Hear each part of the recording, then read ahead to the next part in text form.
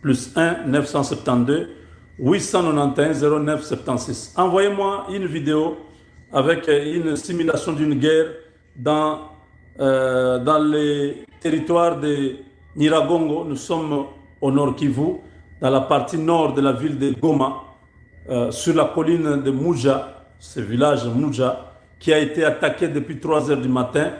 La population a vidé le village. Ils sont maintenant dans la ville de Goma, en pleine ville. La situation est très tendue. Certains sont vers Turunga, d'autres sont dans les quartiers Imbi, Katindo, et on a constaté que les ambulances sont en train de faire le mouvement vers l'hôpital Sebeko Ndosho, Nyabushongo. Ils sont en train de faire évacuer les blessés, les morts, parce que la bataille est rude. Et deux parties, comment on peut appeler ça?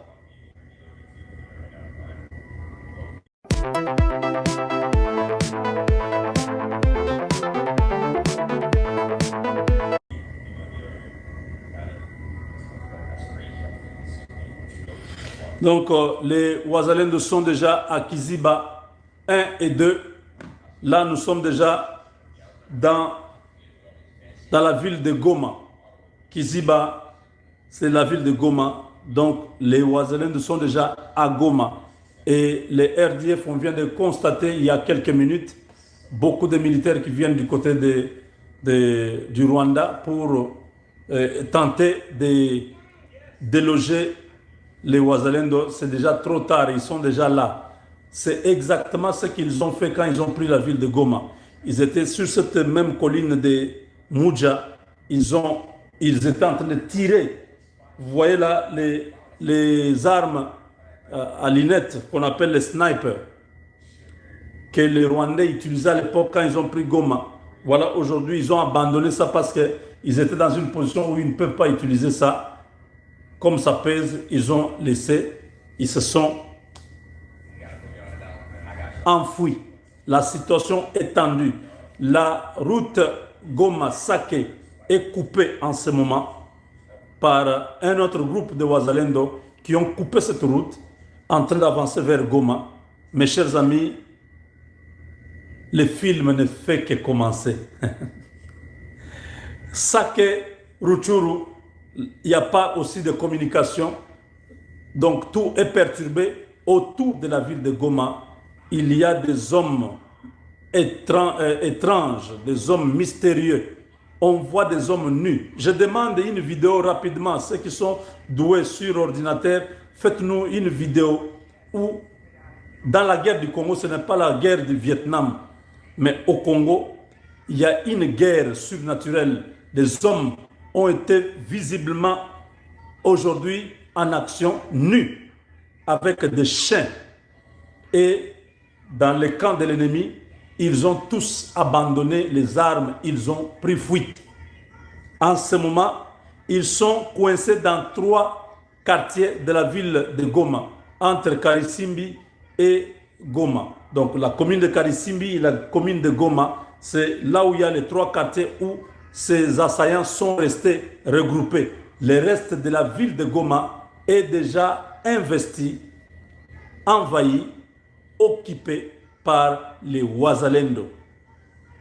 Ne baissez pas les bras. C'est le moment d'aller jusqu'au bout, d'attaquer ces gens jusqu'à ce qu'ils traversent pour le Rwanda. Et là, à partir de la frontière, dès qu'ils traversent, nous entrons là-bas. Il faut finir cette histoire. Il ne faut pas les laisser le temps de revenir pour venir encore nous faire ce qu'ils ont fait il y a quelques mois. Il faut monter là-bas. Tout ce qui est sur votre passage, il faut mettre en pièces. Il faut tout détruire. Ces gens ont détruit notre pays pendant 3 décennies. Il faut réellement que le Rwanda soit à terre. Mes chers amis, c'est Depuis ce matin, nous, on n'a pas dormi. On est en direct avec les gens sur terrain qui sont en train de nous communiquer la situation. Tout autour, je vous ai dit il y a quelques jours, il y a 3 ou 4 jours, que nous avons bouché toutes les voies de sortie. Au point que les M23 avaient des difficultés. Ils ont fait un dernier recrutement des enfants pour les amener à Tchanzu. C'était difficile de passer. Ils ont cherché à contourner pour aller à Tchanzu par une autre voie. Ce n'était pas facile. Ils avaient compris que toutes les voies qui menaient vers Goma étaient sous contrôle. Et ceux qui n'ont pas accepté, ceux qui croyaient que c'était du mensonge, ont laissé leur vie. Parce que beaucoup d'embuscades, on a tué beaucoup. Vous avez vu les images de la Jeep où il y avait du sang partout.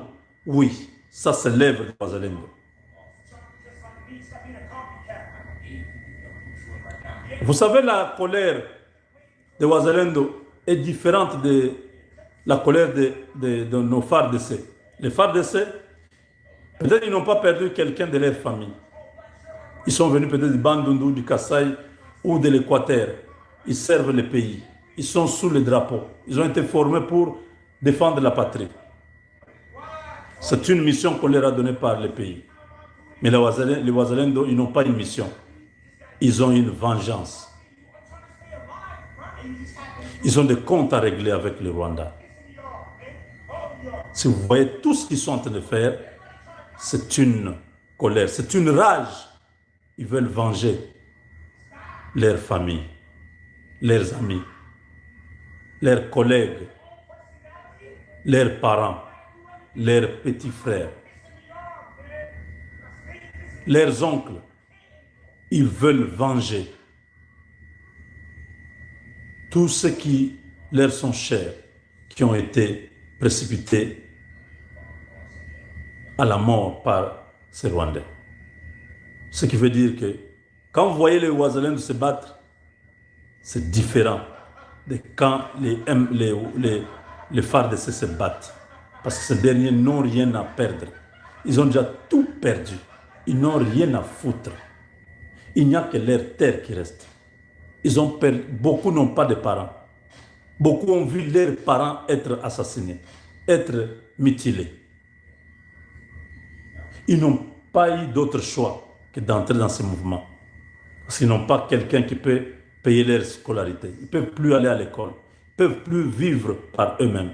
Ils ont préféré servir la cause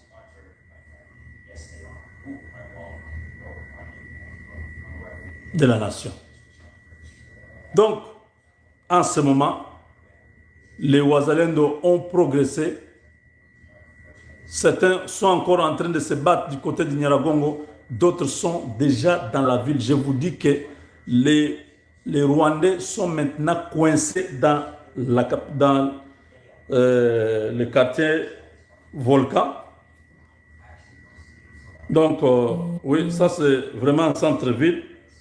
Vous avez, oui, le quartier Mapendo, vers la petite barrière du côté de Karisimbi là-bas.